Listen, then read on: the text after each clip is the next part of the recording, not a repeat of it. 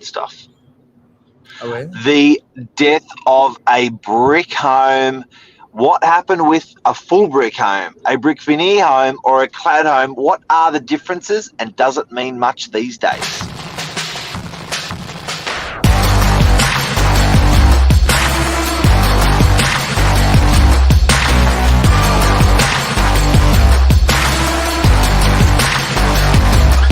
I'm the ringleader, so listen up.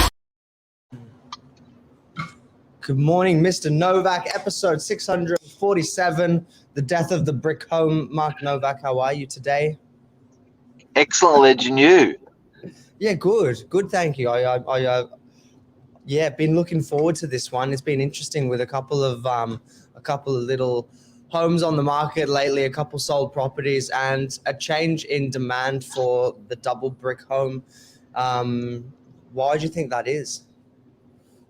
It's happened.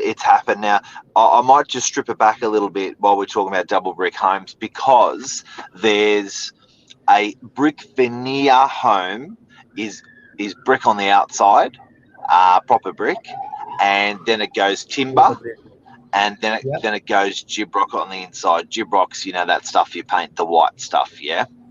So then you've got a clad home. So that's been really, really popular the last probably 10 years. People are doing like that Hamptons looking place. It's often could be like that ribbed look, or even it can be a clad from the outside home can look like a rendered home, but it's actually not a brick. It's just like a blue board and they render over it. That's a clad. Yep. And then there's the old fashioned, which the Greeks loved, the Serbians loved, the Italians loved, the Croatians loved, everyone loved. It was the double brick. And the double brick there was just no timber. There was zero burn rate. You were brick on the outside. You're a gap of air and brick on the inside. So there was absolutely no timber, roof on top.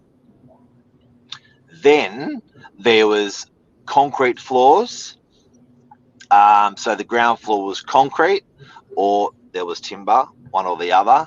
And then on top of the timber went your carpet, your stuff like that.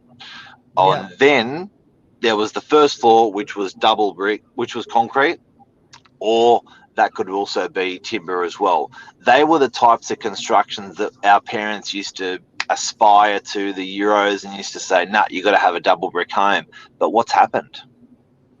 Well, that's it. It's the landscape's changed a little bit. You grew up in a double brick home, if I'm not mistaken, Mr. Novak. So there's probably a little bit of almost a sentimental attachment to that style of home when you see similar homes.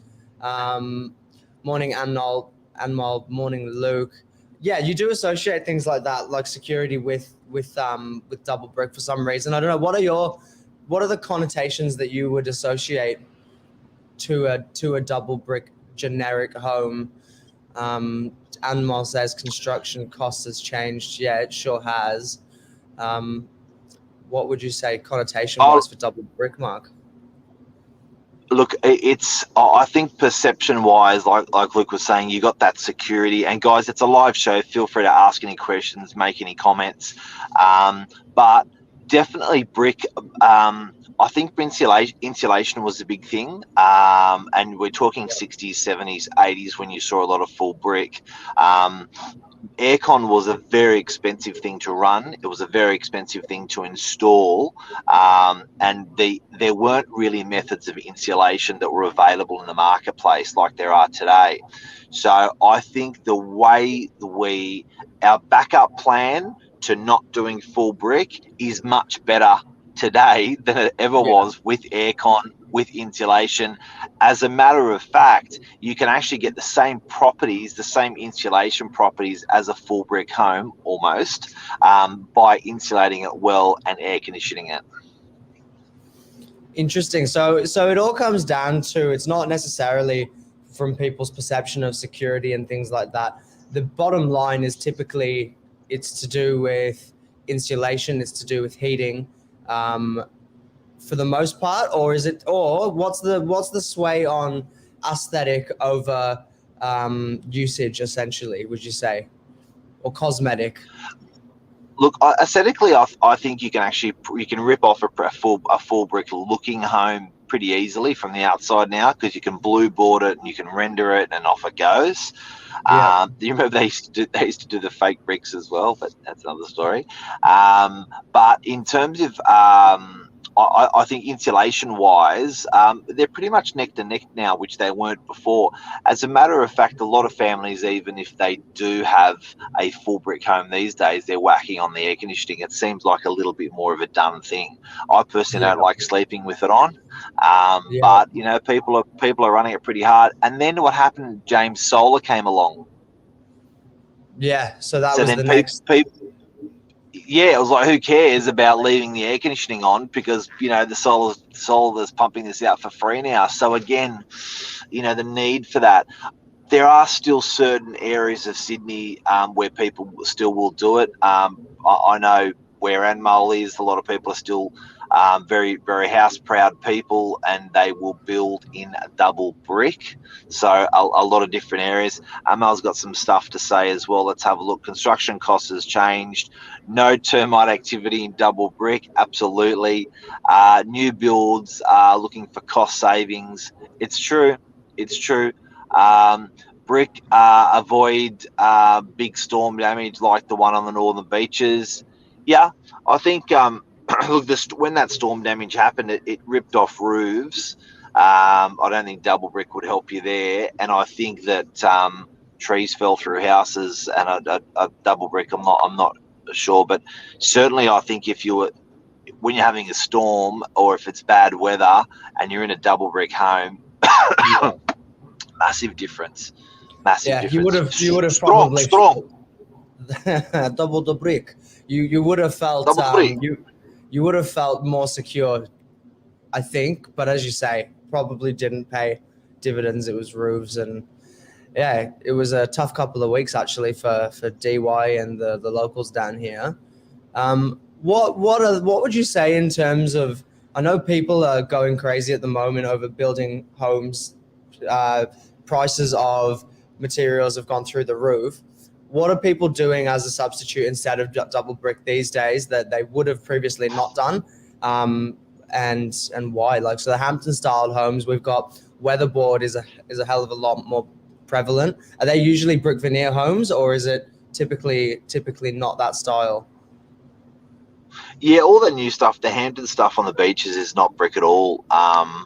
I don't think there's a massive cost saving between brick veneer and a weatherboard home at the moment, because after the time you insulate it and stuff like that, the cost sort of comes up. What I do find interesting is the perception in people's brains when you're selling a property. Does it actually matter to have a full brick home or to have a brick veneer home, a sexy looking brick veneer home?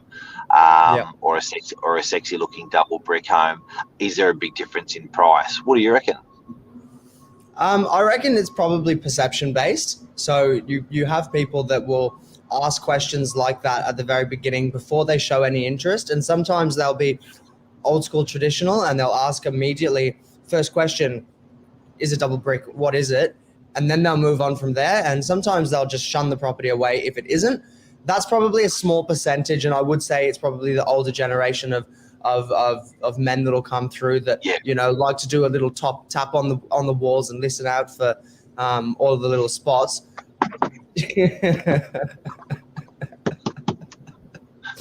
I bet you do that very well. I can't wait when my girls are buying a property. I can't wait to go through that property and go, what are you doing, Dad? It's got to be done. It's not everyone. Gotta listen. But yeah, look, it is interesting because it's a changing sort of landscape, and as building costs have gone up, and people have also been looking for more non-traditional styles of home, and now more than often it's about the aesthetic appeal or look or cosmetic look of your home.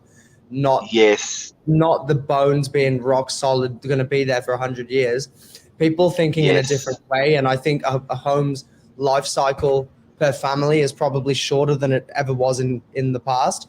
So, you know, I don't think there's as much attachment to the homes. There is a big amount, but not the same degree as traditionally.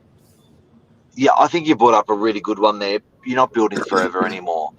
Yeah. Whereas when our parents bought the furniture, they were buying the furniture that was going to last forever.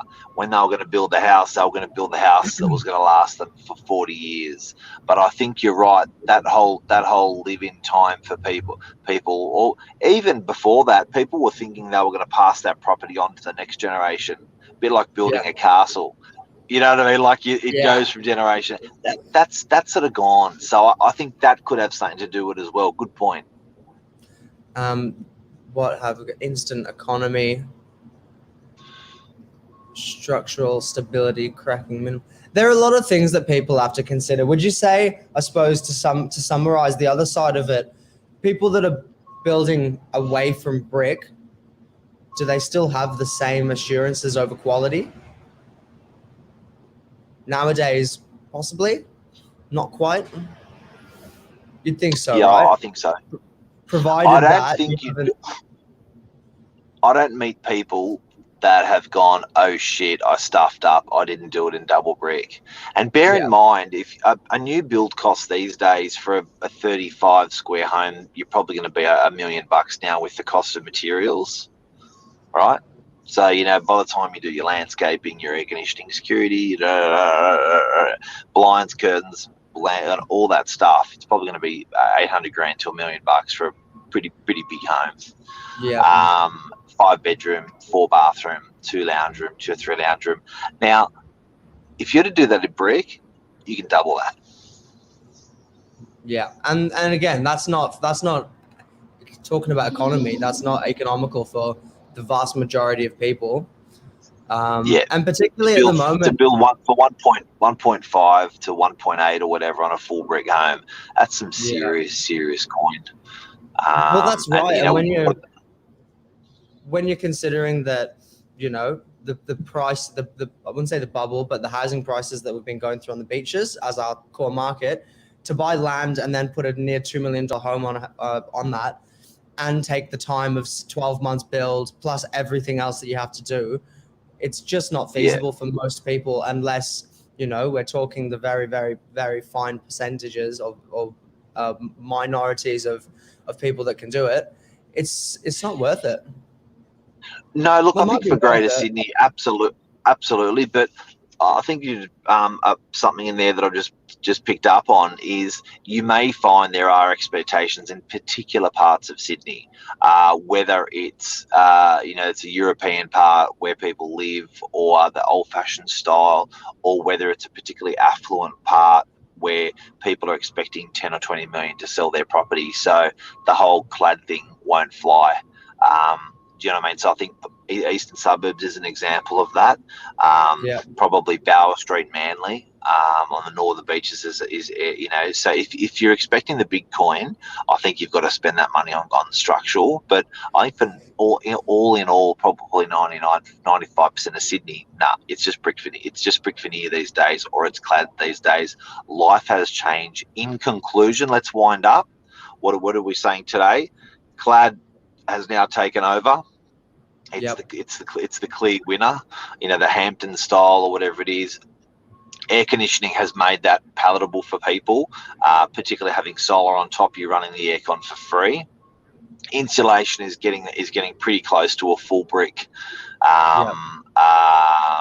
insulation on the house, just because the way they're insulating ceilings and walls. We haven't even talked about these roofs, terracotta, concrete, or color bond.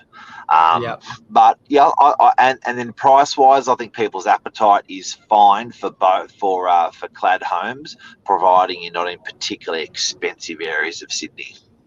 Look, it's an interesting one, and everyone's got a different opinion, so it'd be good to hear. Like, what do you currently live in, Mark? Are you living in double brick at the moment? I'm double brick concrete slabs. I was brought up in double brick concrete slabs. So my parents' house was built by an Italian, and my house was built by a Greek. But old school. They were both old, probably similar age homes. They were both those, I think probably 70s, built in the 70s homes. Just strong. Solid. I love it.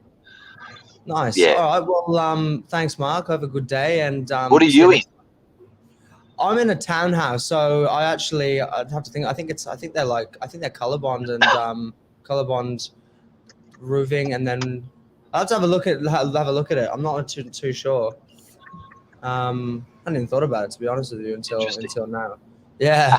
All right. Thanks, Mark. Thanks, man. Cheers, everyone. Bye.